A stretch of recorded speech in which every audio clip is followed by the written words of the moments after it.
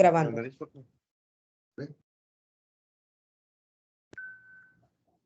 Sí, doctor. Muy bien, muy bien.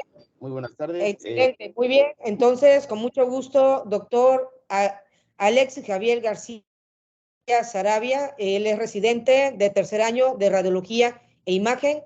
Doctor, cedo los micrófonos para que usted nos pueda dar su ponencia. Y muchas gracias por el interés para los estudiantes de medicina que puedan comprender una de las especialidades más importantes del médico general, la interpretación de estudios de gabinetes, de laboratorios, en este caso de imagen. Muchas gracias, doctor. Le dejo los micrófonos. ¿Qué tal? Muy buenas tardes. Muchas gracias por la introducción. Pues bueno, vamos a ver el tema de introducción a la imagenología. Bueno, mi nombre es el doctor Alexis Javier García Saravia. Soy residente de tercer año de la especialidad de imagenología, diagnóstica y terapéutica. Y pues bueno, vamos a empezar. El contenido del programa o de la exposición es, vamos a observar o vamos a ver radiología convencional, vamos a ver algunos estudios como es la radiografía, la fluoroscopía, vamos a analizar algunos componentes de la tomografía computada, resonancia magnética, ultrasonido y por último cómo es el funcionamiento del departamento de imagenología y sus niveles de atención. Muy bien, entonces, en pocas palabras, para resumir los métodos de imagenología, van dependiendo de la energía que se utilice para producir la imagen. Esto lo vamos a dividir en dos grandes grupos, que sería la radiación ionizante, que pues bueno, aquí vamos a subdividir los estudios como rayos X, aquí es donde vamos a encontrar radiografías, la tomografía computarizada y la fluoroscopía. Aquí también dentro de esta categoría entra la mastografía. En cuanto a radiación ionizante, también vamos a tener los rayos gamma, que pues bueno, estos son para gammagrafía y tomografía por emisión de positrones. Esto también es para algunas especialidades como medicina nuclear. Para la radiación no ionizante, en este caso utilizamos electromagnetismo y en este va a estar el estudio de resonancia magnética. Dentro de los no ionizantes vamos a encontrar los que son derivados del sonido, que pues bueno, va a ser el ultrasonido. Entonces, como les estaba comentando, pues vamos a ver un poco un breve repaso de las propiedades físicas. Imagenología, hay que tener en cuenta que se basa mucho en la física, entonces para poder entender imagen hay que saber de física. Entonces, bueno, hay que revisar que el átomo, que es la unidad más pequeña de un elemento, está conformada por el núcleo y las órbitas, y el núcleo va a estar formado por los protones y los neutrones. A partir de esto, de qué tipo de energía vamos a estar utilizando, es la energía que vamos a utilizar para la imagen. Entonces, en el caso de los rayos X, vamos a utilizar los electrones. Mientras caso, los rayos gamma van a ser hacia el núcleo atómico. Y mientras que sea la resonancia magnética, nos vamos a enfocar a los protones, en este caso, el de hidrógeno. Entonces, empezamos con la radiografía convencional. Bueno, aquí tenemos algunas imágenes para que nos demos cuenta que, pues bueno, la resonancia magnética es uno de los estudios más novedosos hasta ahorita, y pues bueno, este se basa en el electromagnetismo. La radiología convencional, que esta es derivada de la radiación ionizante, pues bueno, esta vamos a necesitar un tubo de rayos X. Esta está producida por un cátodo y un ánodo. Hay una diferencia de potencial. Esta diferencia de potencial, cuando se pone con una corriente eléctrica, lanza electrones. Cuando estos electrones se lanzan a través de este dispositivo, que es el tubo de rayos X, aquí tenemos la cama, ahí es donde colocamos al paciente. Debajo de este vamos a tener un detector. Entonces tenemos el tubo de rayos X, se lanzan los electrones y el detector va a analizarlos y los va a mandar hacia la computadora. Entonces, en pocas palabras, podemos comentar que así trabajan los rayos X. Por ejemplo, es una sala de rayos X aquí del Hospital Rovirosa, donde podemos encontrar el tubo de rayos X y, pues bueno, tenemos diferentes tipos de detectores. Aquí tenemos un detector de pared y vamos a tener un detector de piso. Entonces, como les comentaba, el paciente puede estar acostado o también puede estar en bipedestación. Doctor Alex, disculpe, doctor Alex, está proyectando otra diferente diapositiva. Es que continuamos viendo las bases físicas y átomos. Estoy en bases físicas, tubo de rayos X. Excelente, es como ya un equipo, disculpe. Ajá, aquí está el equipo. Justamente este es el que estaba comentando. Muy bien, se cambió a la atenuación.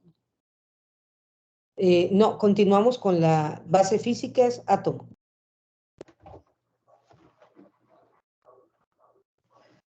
Déjenme revisar nada más. Sí, yo igual solo sigo viendo solo la primera presentación.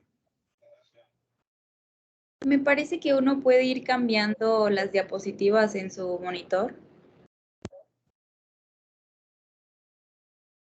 Sí, en efecto, en efecto.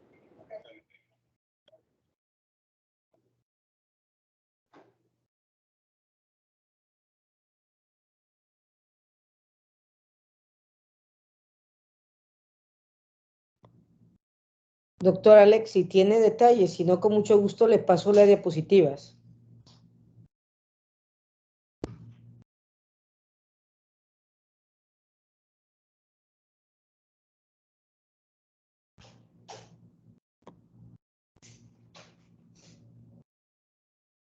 Hay una parte abajo en la presentación en la que uno puede ir cambiando las diapositivas, pero en su monitor cada quien. ¿Qué es eso? Bueno, me cambié de dispositivo. Muchas gracias. Muy bien, entonces pasemos a las características, que en este caso son las bases físicas.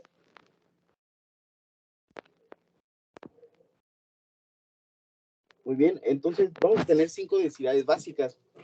Las principales son el aire, la grasa, el líquido, calcio y metal. Es muy importante que ustedes como estudiantes de medicina tengan en cuenta estas 5 densidades, ya que para la radiología convencional, para la tomografía, aquí es donde vamos a clasificar las diferentes estructuras. Aquí nos vamos con esto, con la atenuación, que es la cantidad de rayos X que van a ser absorbidos por la materia. Entonces, como les mencionaba, son 5 densidades, las voy a repetir: aire, grasa, líquido, calcio y metal. Entonces, a partir de esto, nosotros podemos observar en las radiografías cada una de las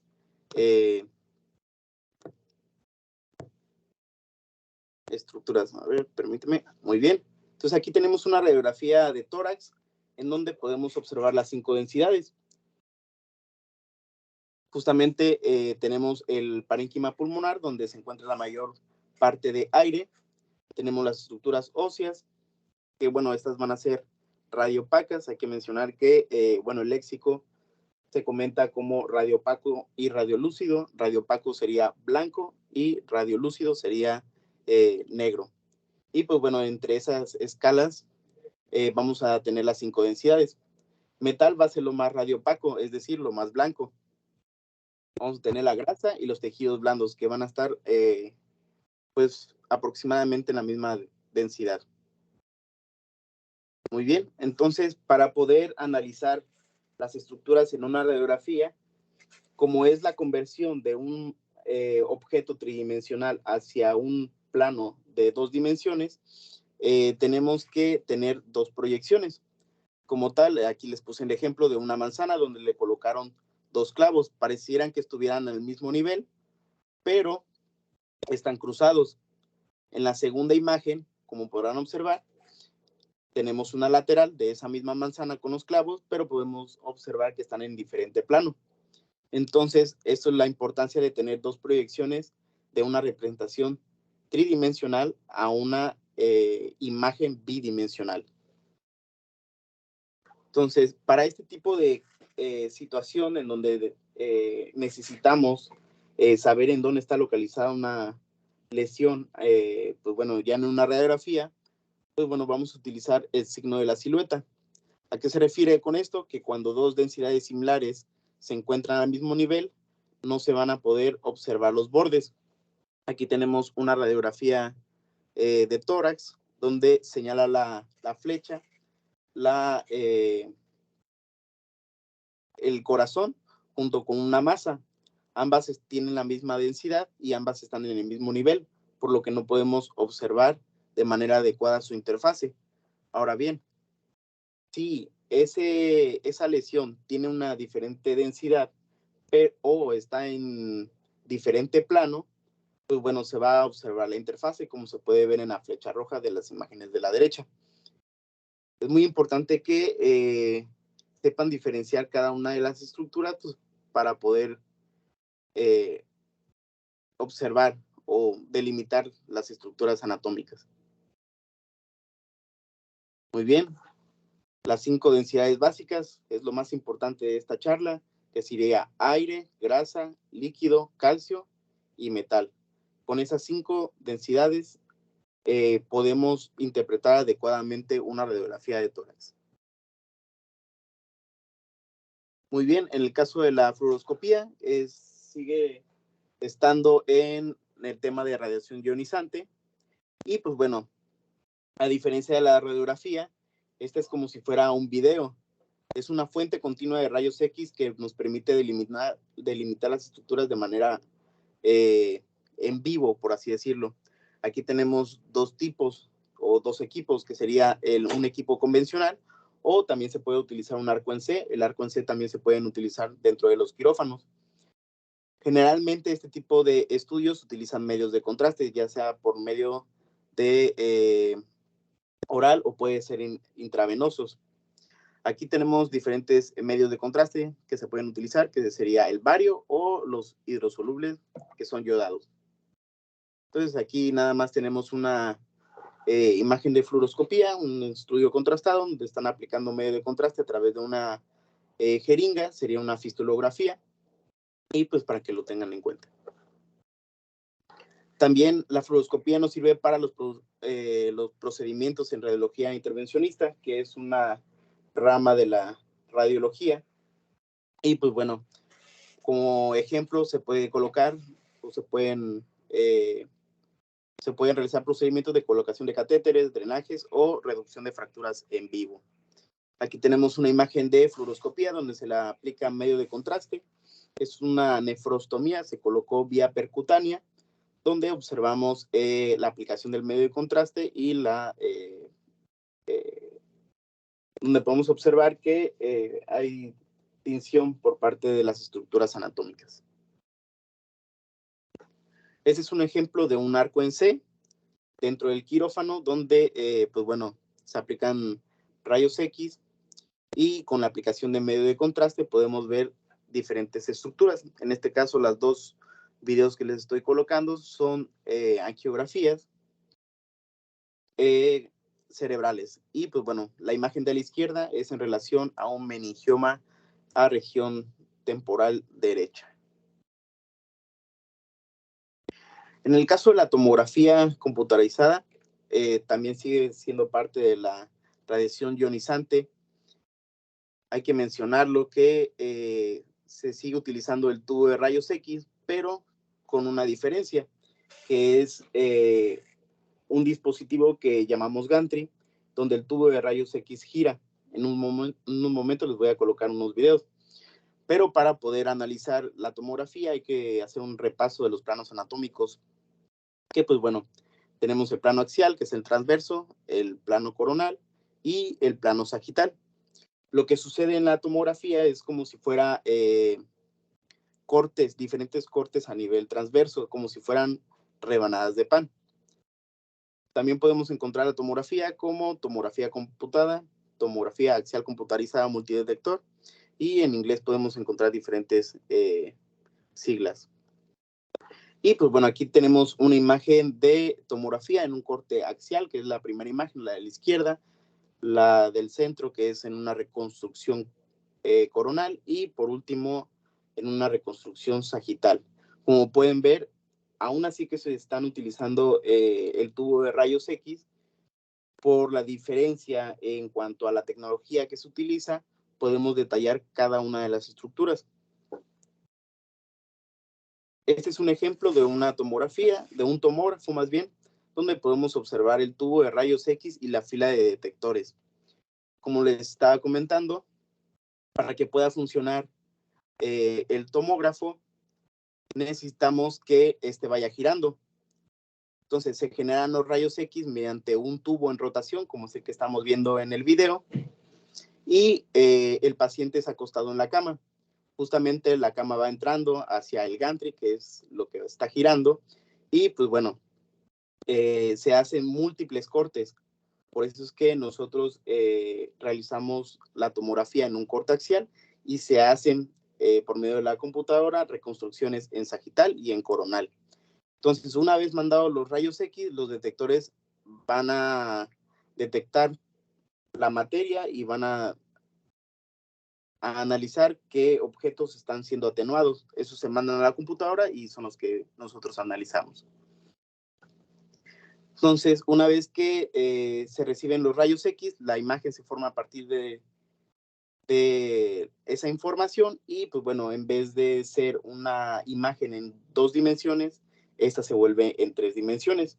A esto nosotros lo conocemos como voxel. Pixel es para 2 dimensiones y voxel es para 3 dimensiones. Para poder relacionarlo, aquí les coloqué las 5 densidades básicas que les había comentado anteriormente: aire, grasa, líquido, calcio y metal. Estas mismas densidades las podemos observar en la tomografía, pero en la tomografía nosotros tenemos una escala que es la escala de unidades Hounsfield. Esta escala, que está basada en el agua, nosotros podemos detectar, más bien cuantificar las unidades Hounsfield, es decir, cada una de las estructuras anatómicas podemos medirla. Por ejemplo, el hueso tiene una densidad en esta imagen de 871 unidades Hounsfield, es decir, que es hiperdenso. Mientras tanto, el parénquima cerebral tiene una densidad de 44 unidades Hounsfield. Por eso les hago mucho hincapié en las densidades básicas, porque a partir de esto salen todas las nomenclaturas de los rayos X. Muy bien, ¿cuáles son las ventajas y las desventajas de la tomografía? Las ventajas es que la tomografía es rápida, se puede realizar en pocos segundos. Cuando son pacientes que están inestables, nos permiten realizar análisis más rápidos. Las escalas de grises pueden ser manipuladas para visualizar el tejido que vamos a analizar. A esto le vamos a llamar ventanas. Y bueno, la resolución es muy buena y es disponible de manera extensa y más barata que la resonancia magnética. En cuanto a las desventajas, pues usa radiación ionizante. Algunos pacientes pueden tener alergia al medio de contraste, eso ya depende del estudio que se vaya a realizar. Y por lo mismo del medio de contraste, la función renal debe ser evaluada. Entonces, aquí tenemos 2 imágenes de tomografía. La primera fue con un paciente que se movió, por eso observamos un artefacto de movimiento. No nos permite ver de manera adecuada las estructuras del parénquima cerebral. Mientras tanto, la imagen de abajo es un paciente que no se movió y nos permite delimitar cada una de las estructuras del parénquima cerebral. Muy bien, ¿cuándo vamos a solicitar una tomografía? La tomografía nos da mucho detalle para las estructuras óseas. En este caso, para patología ósea es muy buena solicitarla. Cuando se vayan a analizar, por ejemplo, tórax o estudios contrastados, nos sirve mucho la tomografía. En este caso podemos observar la patología torácica, los órganos del abdomen y detalles de intestino como tal. Y pues bueno, también cuando queremos utilizar o analizar estructuras vasculares, nosotros utilizamos las angiotomografías. Y pues bueno, Para el manejo de traumatismo cráneoencefálico, la tomografía simple de cráneo es la de primer elección. Muy bien, en cuanto a la resonancia magnética, que esta ya entra sobre la radiación no ionizante, porque, pues bueno, esta es a partir del magnetismo. Para esto hay que tener en cuenta que, pues bueno, la resonancia magnética es la que tiene mejor detalle de las estructuras anatómicas, se basa en el hidrógeno, que es la molécula más presente o de mayor cantidad en el cuerpo. Entonces, más que nada, el átomo de hidrógeno unido al oxígeno nos da el agua. Entonces, como tenemos gran parte de agua, ahí es donde se basa la resonancia magnética. Y pues bueno, para poder realizar la resonancia magnética, se utiliza un gran imán y algunos sensores o detectores que en este caso se basan en la radiofrecuencia, como es en los celulares. Bueno, entonces para poder realizar una resonancia, colocamos en un paciente en un imán, que es como el que podemos observar en la imagen inferior derecha, se aplica una radiofrecuencia, se interrumpe esa radiofrecuencia donde se alinearon previamente los átomos y pues bueno, cuando se interrumpe la onda de radiofrecuencia se genera una emisión de energía, que esa es la que va a medir la computadora. Justamente por la misma cantidad, o más bien por el magnetismo que se tiene con la resonancia magnética, hay que tener mucho cuidado por los equipos o más bien los objetos metálicos. Ya sabemos que cualquier magneto, cualquier imán puede atraer cualquier metal. Entonces hay que tenerlo mucho en cuenta. Aquí como ejemplo tenemos que los resonadores se manejan en teslas. Justamente un tesla es igual a 10.000 Gauss. Y como comparación, el campo magnético terrestre tiene 0.5 Gauss. Entonces son campos electromagnéticos muy fuertes. Generalmente, bueno, se utilizan equipos de resonancia magnética de 1.5 teslas. Y pues bueno, próximamente vamos a tener nosotros en el Hospital Rubirosa un resonador de 3 teslas. Entonces, pues bueno, es mayor magnetismo y nos da mejor definición de las estructuras anatómicas. La resonancia magnética se basa en secuencias. Se hacen algunas modificaciones en los parámetros técnicos y nosotros vamos a tener principalmente 2 secuencias, que sería la T1 como tal y T2. ¿Cómo pueden diferenciar T1 y T2? Pues bueno, las estructuras que tengan gran cantidad de agua se van a ver hiperintensas. Aquí se ve de manera diferente, más bien vamos a tener un léxico diferente. Aquí va a ser hiperintenso e hipointenso.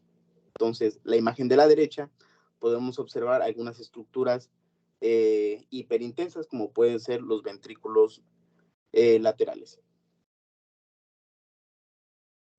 Hay unas secuencias que son especiales. Como todo se basa en agua, en la resonancia magnética, nosotros podemos detectar el movimiento como tal. Entonces, tenemos la secuencia de difusión, que esta va a detectar el movimiento del agua, y esta nos sirve para detectar eventos vasculares cerebrales, o como difusión de tensores, que esta nos permite analizar el tracto de la sustancia blanca, los trayectos de la sustancia blanca. Este también lo podemos llamar como tractografía.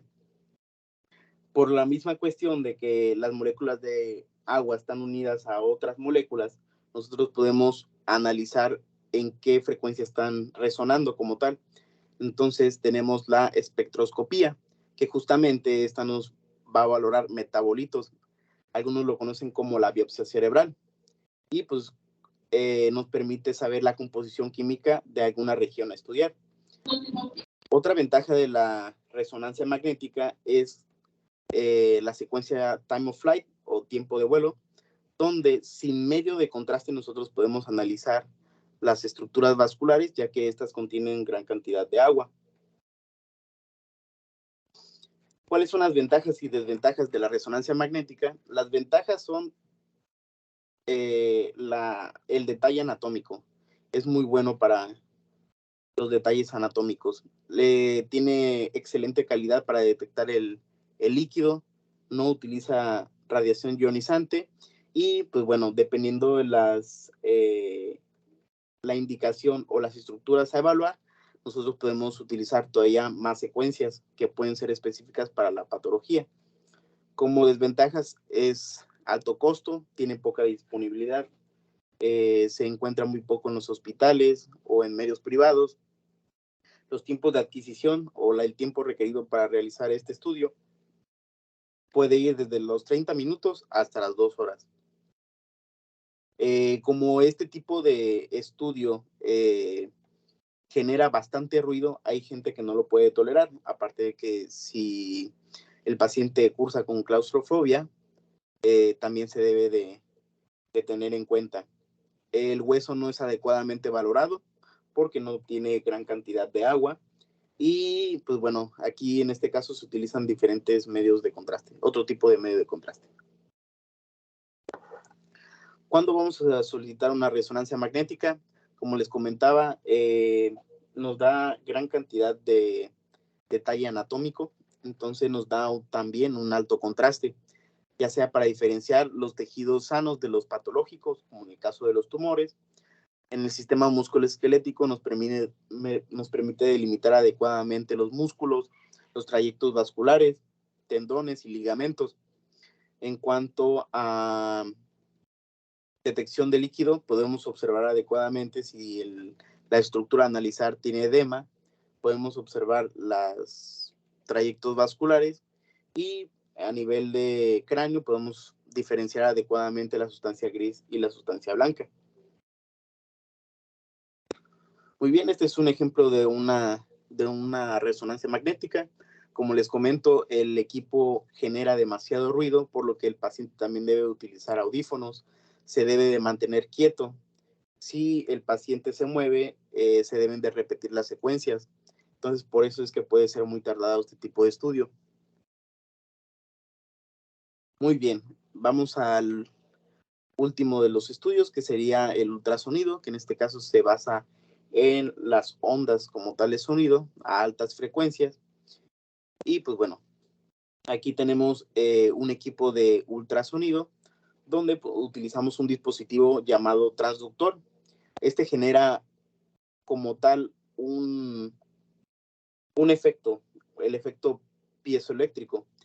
Ese efecto es la conversión de la energía eléctrica hacia energía mecánica, es decir, la transformación a altas frecuencias, que sería el sonido. Lo que hace el ultrasonido es leer como tal la impedancia o la resistencia de los tejidos para poder generar la imagen. En este caso, la nomenclatura cambia, que sería ecogenicidad.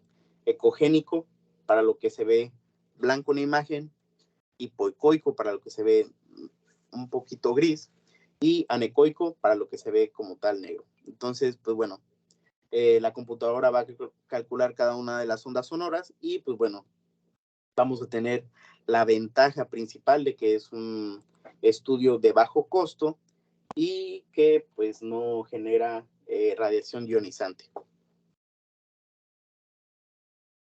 Entonces, dependiendo de la resistencia que tenga el tejido, nosotros vamos a tener, o la compresibilidad más bien, podemos saber si el tejido puede transmitir o no la onda sonora. Entonces, pues bueno, a esto es lo que les quería mencionar, que pues bueno, estas son las interfaces y como tal se definen como ecogenicidades. Entonces, para poder realizar un ultrasonido, nosotros utilizamos transductores y pues bueno, dependiendo de la región a analizar, se debe de utilizar un transductor en específico. Dependiendo de la frecuencia a utilizar, nos puede dar mejor detalle. Altas frecuencias nos dan mejor detalle, pero menos profundidad de los tejidos. Entonces, pues bueno, manejamos el transductor lineal, que este es para estructuras superficiales como tejidos blandos, se puede utilizar para estudios de músculo esquelético o de pared torácica. Mientras tanto que el transductor convexo, el que pueden ver en la parte inferior, pues bueno, se utiliza para estructuras profundas como es en abdomen y pelvis. La imagen de abajo a la izquierda podemos observar una imagen de ultrasonido en escala de grises con transductor convexo, donde podemos observar la vejiga, que es lo que está más negro, que sería anecoico, y detrás de eso encontramos el útero, que pues bueno, tiene una ecogenicidad mayor a la vejiga. Tenemos otros transductores como el endocavitario para realizar como tal el ultrasonido transvaginal, el sectorial para cuando nosotros utilizamos el ultrasonido transfontanelar y el volumétrico cuando realizamos reconstrucciones 3D. En este caso, pues para hacer ultrasonidos obstétricos o como tenemos la imagen, una reconstrucción de útero.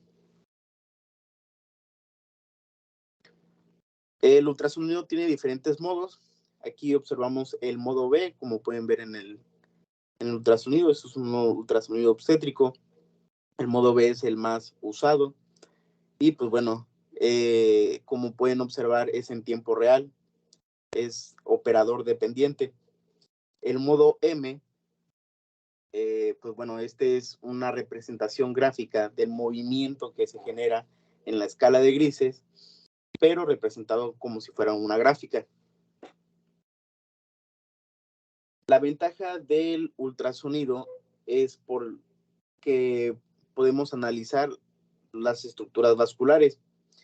Utilizamos una aplicación que se llama Doppler. Tal vez algunos de ustedes ya lo hayan visto, que es cuando se pone la pantalla de varios colores. Bueno, en este caso podemos observar que por el efecto o el fenómeno físico del Doppler, podemos saber si una estructura vascular o un eritrocito se está acercando al transductor o se está alejando.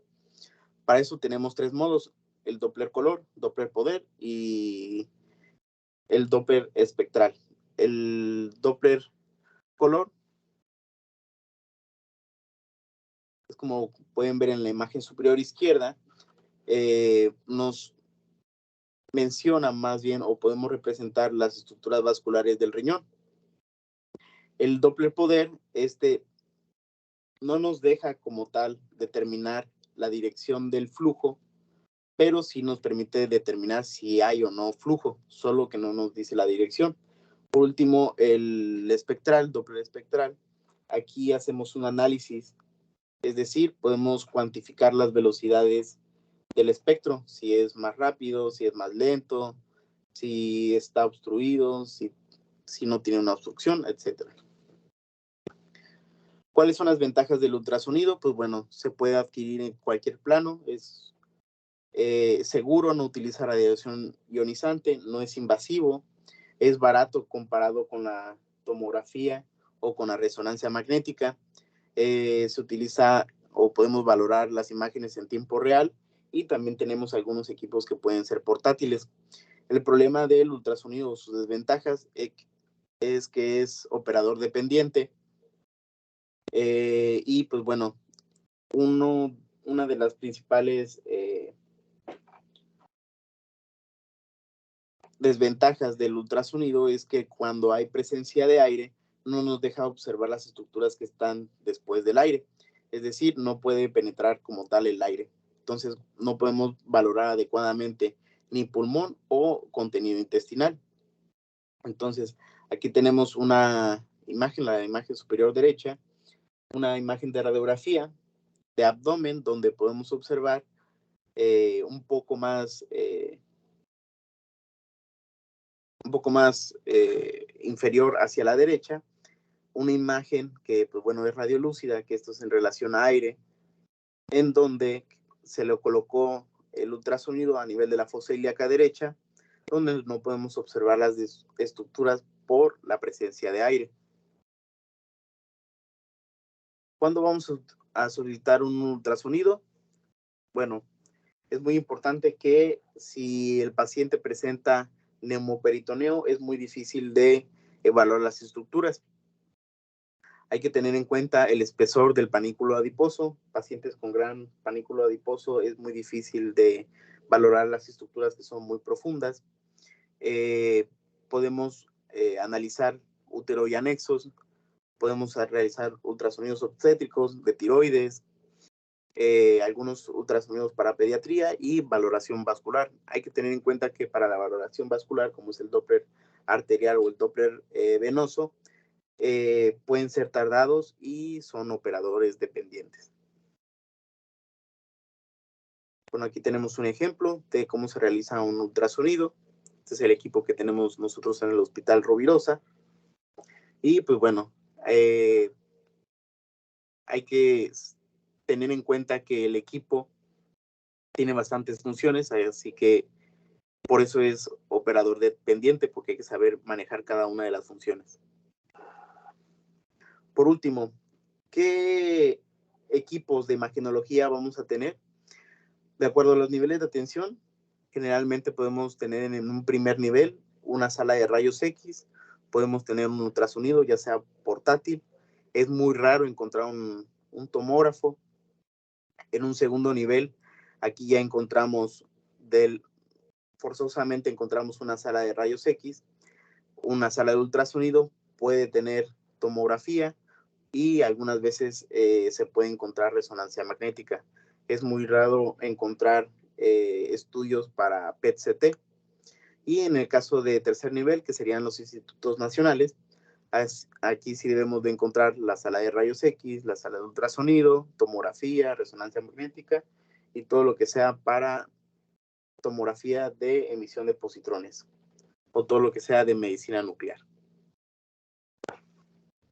Y pues bueno, como tal, es muy difícil tener una secuencia de las solicitudes de imagen. Es muy importante que ustedes como médicos en formación tengan en cuenta que no hay que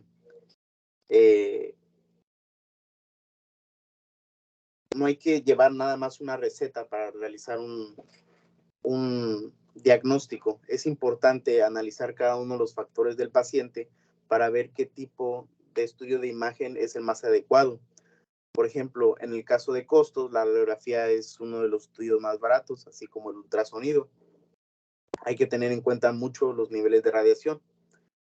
Hay que ir escalando. Entonces, dependiendo de la patología, es lo que se debe de utilizar. Por ejemplo, si llega un paciente para traumatismo craneoencefálico, no nos sirve como tal un...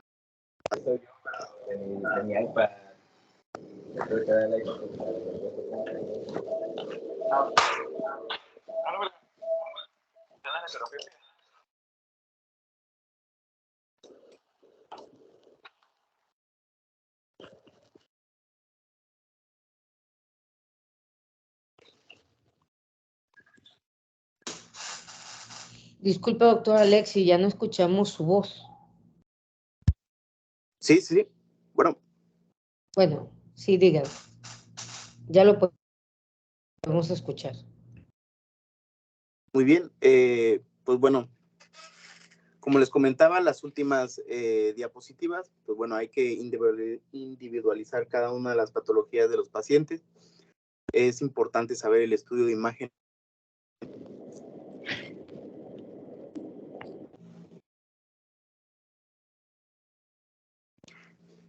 Bueno, sí.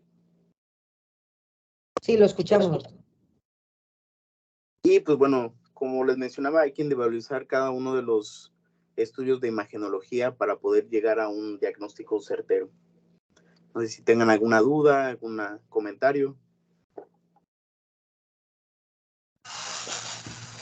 Muchas gracias, doctor Alexis. Médicos, ¿hay alguna duda, algún comentario?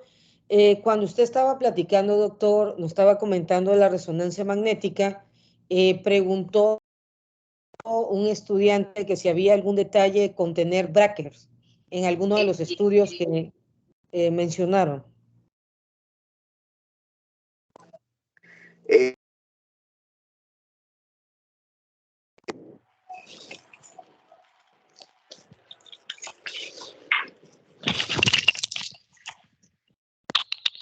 Disculpe, doctor, no lo podemos escuchar.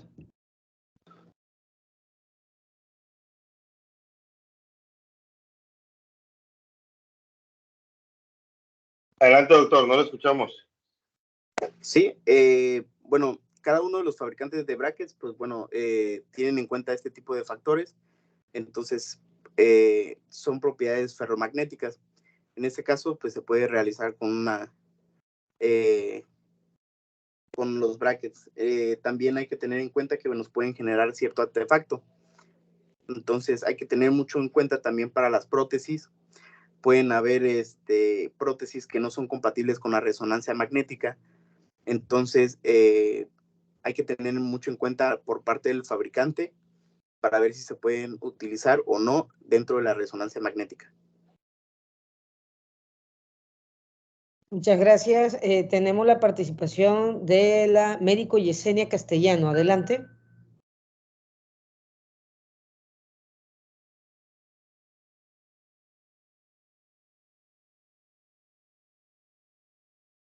Disculpe, no tengo ninguna duda.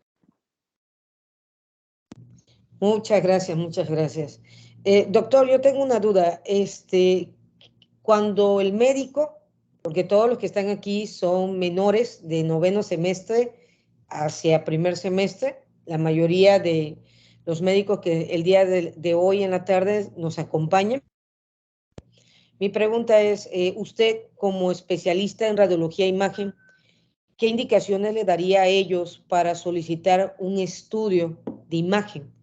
Porque a veces cuando rotan en los hospitales, en sus prácticas médicas o como médico interno de pregrado, a veces se viene esa duda, esa inquietud. ¿Qué consejo le podría, en este caso, otorgar a ellos? Y gracias.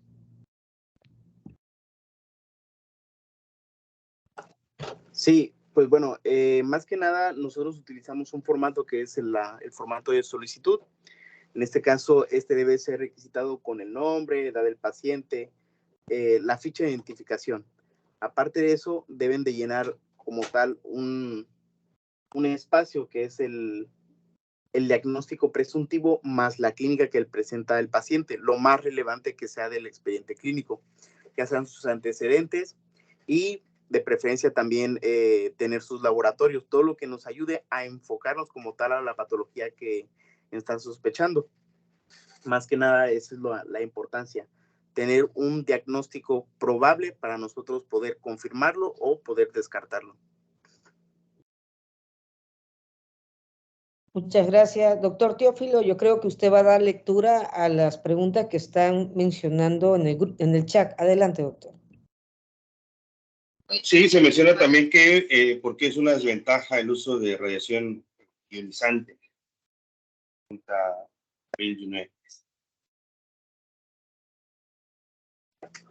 Bueno, la radiación ionizante como tal, pues que puede generar, en pocas palabras, algunas mutaciones a nivel del ADN. Aquí es muy importante, tenemos dos tipos de efectos, los deterministas y los estocásticos, que son dependientes como tal de la dosis de radiación. Entonces podemos tener diferentes grados de afectación hacia el organismo. Ese es el problema de la radiación ionizante. Bien.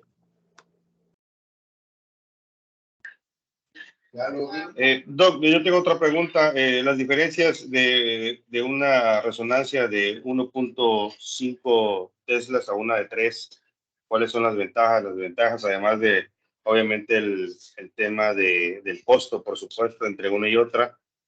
Y, bueno, para saber la diferencia entre los tipos de resonancias y de los teslas. Más que nada, el detalle anatómico es mucho mayor en un resonador de 3 teslas y aparte el tiempo de adquisición de cada una de las secuencias es menor. Entonces podemos disminuir los tiempos. En vez de que en un resonador de 1.5 teslas se tarde 45 minutos, podemos disminuirlo a media hora.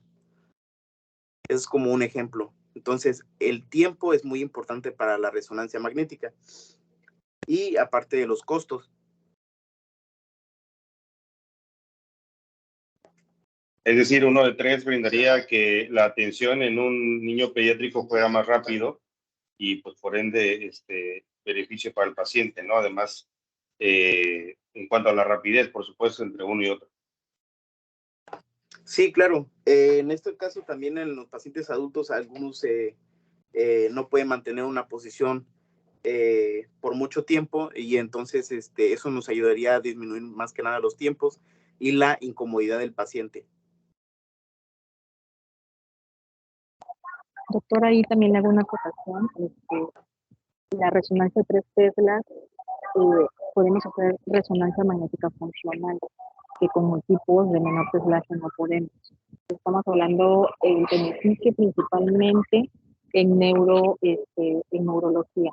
Podemos, por ejemplo, pedirle al paciente que mueva la mano, que haga el dedo, que piense que tenga algún pensamiento a lo mejor de tristeza, de felicidad, y esa parte se va a representar en el estudio de resonancia magnética con un color en específico, por mencionarlo así. Y también de los ejemplos que daba el doctor Alex, por ejemplo, la espectroscopía, la tractografía, todo eso lo podemos hacer con resonador de 3D. Desde luego aumenta la productividad pues de un servicio de imagenología porque reducimos los tiempos, podemos tener un agendamiento de mucho mayor pacientes y la calidad de la imagen es mucho más precisa. Para trauma, por ejemplo, pudiéramos tener, en el caso en el hospital ruidoso, nosotros vamos a tener este equipo, pues vamos a poder atender a los pacientes con trauma retinoidal a un menor tiempo, con mayor rapidez y con mejor calidad de imagen.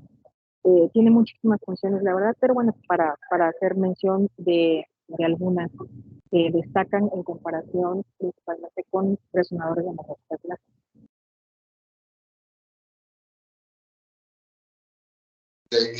Muchas gracias, doctora Mayo. Excelente. Es importante todo el alcance que se pueda aprovechar en un equipo tan avanzado y de esos costos. Hay una pregunta importante, que bueno, dice que hay algún estudio que sea contraindicado en mujeres embarazadas y pues adelante, creo que es importante que sepan, ¿no?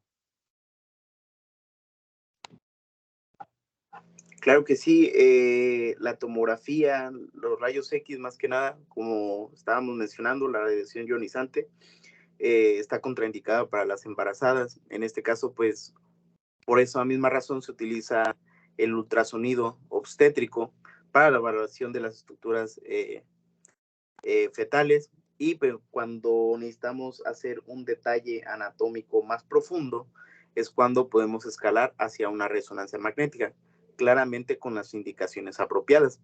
Pero generalmente, pues bueno, el ultrasonido obstétrico nos da mucho detalle y mucha información.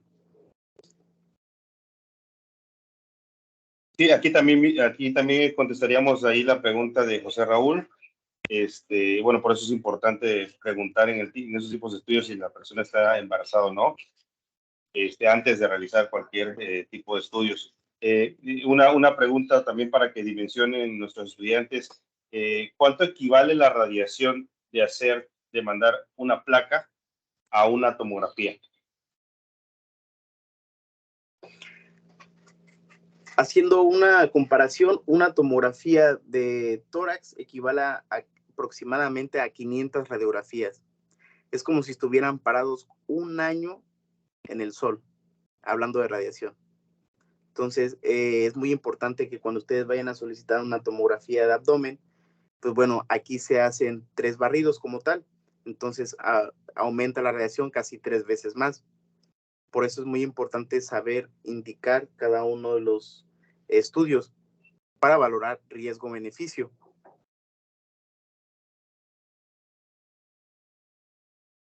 Muchas gracias, doctor. Importante para todos que dimensionen todos estos. Y bueno, aquí vemos una gráfica muy buena donde podemos diferenciar la parte de los costos, el nivel de radiación y obviamente, pues no es solicitar por solicitar, sino hay indicaciones precisas en base a las condiciones que tenga el paciente, independientemente que es importante establecer una buena clínica, ¿no? Por supuesto.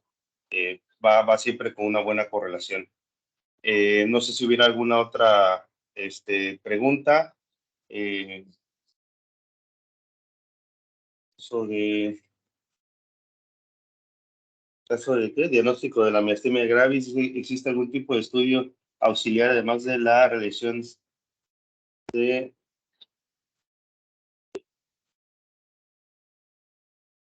A ver, Eduardo, ¿cómo está?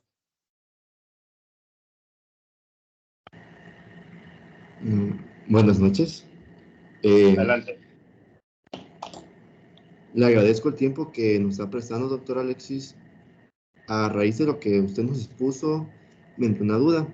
Hace tiempo, en una clase de biología celular, tocamos el tema de como comentario sobre la miastenia gravis. Y me dio curiosidad y entonces investigué de qué forma se podría diagnosticar. Y la mejor forma que me podía decir era realización de una EMG, una electromiografía. Y me entró la duda si existe algún tipo de estudio de imagen que nos pueda ayudar, además de la EMG, por ejemplo, que se realiza, además, si es eficiente la realización de una tomografía o si existe una forma de evaluar la actividad muscular o saber qué tan dañados están los nervios del cerebro en cuanto a relación a la enfermedad que se tiene en cuestión. Si se puede saber por medio de imágenes evaluar si qué tan deteriorados se encuentran los nervios y los músculos. Bueno, es muy difícil valorar como tal la función nerviosa. Aquí la cuestión de la miastenia gravis es, pues bueno, poder analizar si hay atrofia de los músculos. Como tal, algún estudio de imagen es muy difícil para decirte con exactitud. Podría ser la resonancia magnética, pero no nos aportaría gran cantidad de información.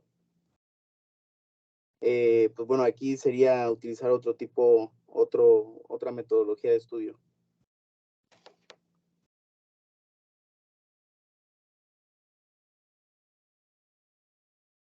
Muy bien, si no hubiera alguna otra pregunta, maestra Edith. Muchas gracias. Si me permiten, voy a compartir pantalla. Doctor Alexis. Doctor Alexis, hay una pregunta de los médicos. Si se podría compartir el PDF de su diapositiva para que ellos puedan tomar apuntes, aparte del video que el día de hoy se ha generado. Claro que sí. Pueden enviarme un mensaje al correo dr.alexis.gs@gmail.com y con gusto les paso la presentación. O si me permiten, para agilizarlo, porque muchos me están preguntando, podríamos hacerlo a través de la doctora Mayo, doctor. Claro que sí, sin ningún problema. Muchísimas gracias, sí. Médicos, comparto pantalla. ¿Me permite, doctor? Ustedes me dicen si ya se puede ver la pantalla. Doctor Teófilo. Sí, doctora. Ya se ve, ya se ve. Colegas, les invitamos nuevamente al Congreso Académico, donde vamos a ver varias jornadas. Tiene un costo de 300 pesos. Nuestra Universidad del Valle de México es aval de este Congreso y con mucho gusto vamos a estar ahí presente, doctora Mayo.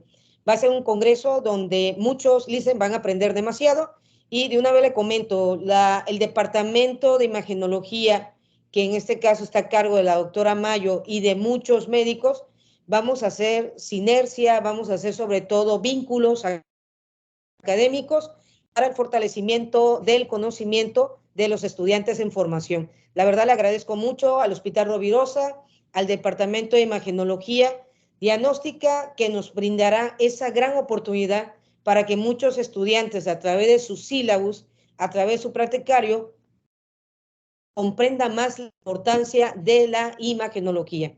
Por lo tal motivo, colega, dentro de nuestros cursos que llevamos de asesoría, pues el día de hoy tuvimos una excelente plática. La verdad, doctor Alexis, muchas gracias, le agradezco como directora de esta gran institución, igual que el doctor Teófilo, el habernos proporcionado muchos conocimientos que muchos estudiantes deben de tener para poder indagar más en la radiología e imagen.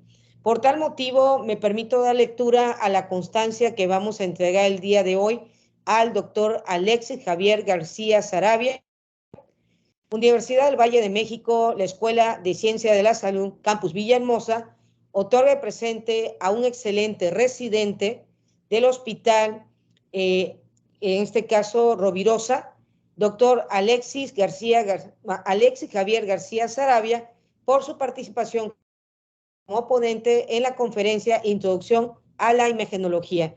Firma nuestro director, el doctor Julio César Obando Torres, y nuestro lema es por siempre responsable de lo que se ha cultivado. 6 de octubre de 2023, y tal como lo mencionó la doctora Mayo, no será la primera ponencia que vamos a tener, médicos. Vamos a tener otras ponencias en colaboración, y para el mes de noviembre vamos a tener aquí al departamento de Rovirosa por parte de Imagenología en una jornada médica que vamos a implementar no solamente este año, sino en años consecutivos. Muy bien, cedo los micrófonos al doctor Alexis. Muchas gracias, doctor Alexis. La verdad, excelente ponencia, doctor. Muchas gracias a ustedes por la oportunidad de estar aquí, y pues bueno, cualquier cosa ya nos pueden contactar en las jornadas de conocimiento del Hospital Rovirosa. Muchas gracias. Gracias, doctora Mayo. Muchísimas gracias por su valioso apoyo, y yo sé, amiga, que no es la primera vez que nos vamos a ver de manera virtual y física. Doctor Teófilo, despida usted este magno evento.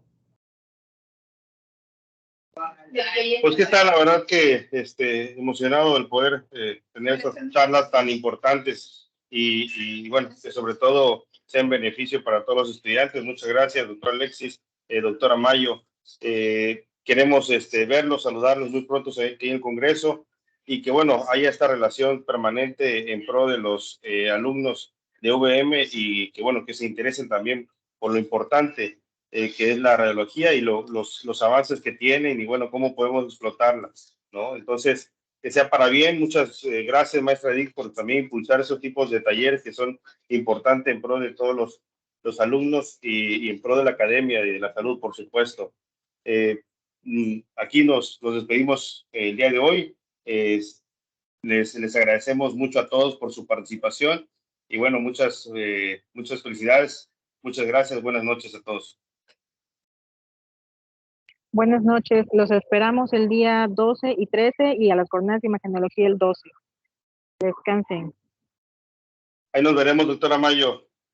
Con gusto. Hasta luego. Descansen y estudien mucho. Adiós.